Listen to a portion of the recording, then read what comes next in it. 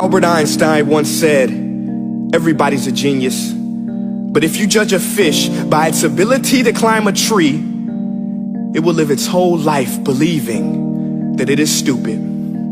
Ladies and gentlemen of the jury, today on trial we have modern day schooling. Glad you could come. Not only does he make fish climb trees, but also makes them climb down and do a 10-mile run. Tell me, school, are you proud of the things you've done?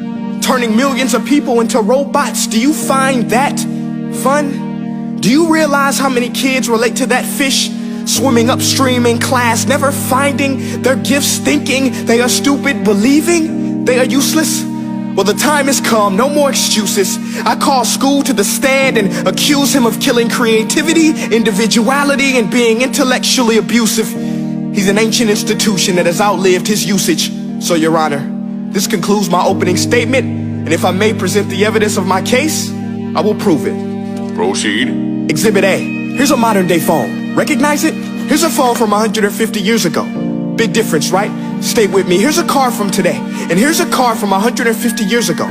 Big difference, right? Well, get this. Here's a classroom of today, and here's a class we used 150 years ago. Now, ain't that a shame? In literally more than a century, nothing has changed.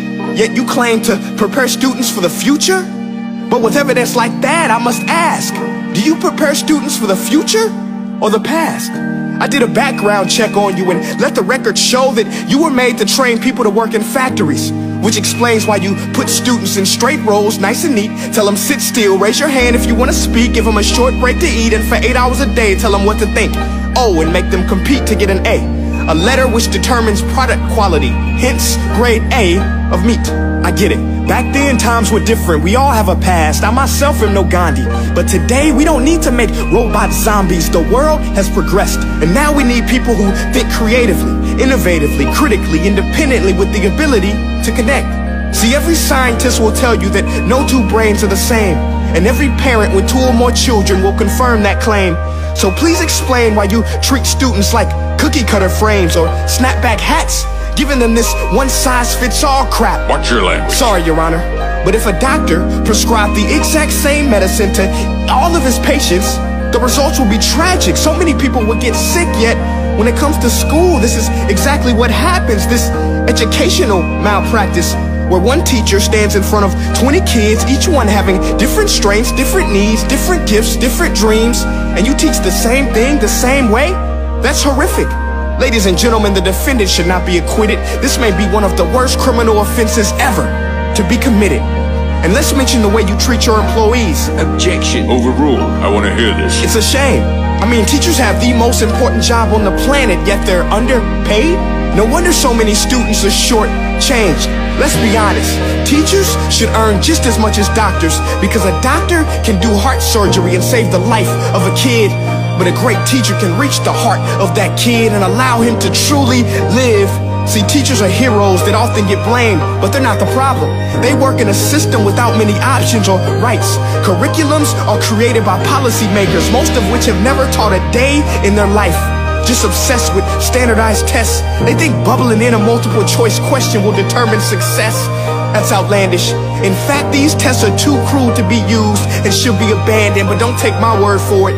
Take Frederick J. Kelly, the man who invented standardized testing, who said, and I quote, "These tests are too cruel to be used and should be abandoned." Ladies and gentlemen of the jury, if we continue down this road, the results will be lethal. I don't have much faith in school, but I do have faith in people.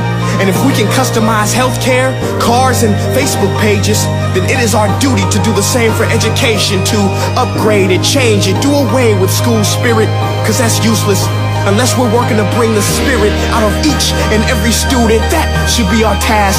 No more Common Core. Instead, let's reach the core of every heart in every class. Sure, math is important, but no more than art or dance. Let's give every gift an equal chance. I know this sounds like a dream, but countries like Finland are doing impressive things. They have shorter school days, teachers make a decent wage, homework is non-existent, and they focus on collaboration instead of competition. But here's the kicker, boys and girls. Their educational system outperforms every other country in the world. Other places like Singapore are succeeding rapidly. Schools like Montessori, programs like Khan Academy. There is no single solution, but let's get moving. Because while students may be 20% of our population, they are 100% of our future. So let's attend to their dreams, and there's no telling what we can achieve. This is a world in which I believe, a world where fish are no longer forced to climb trees. I rest my case.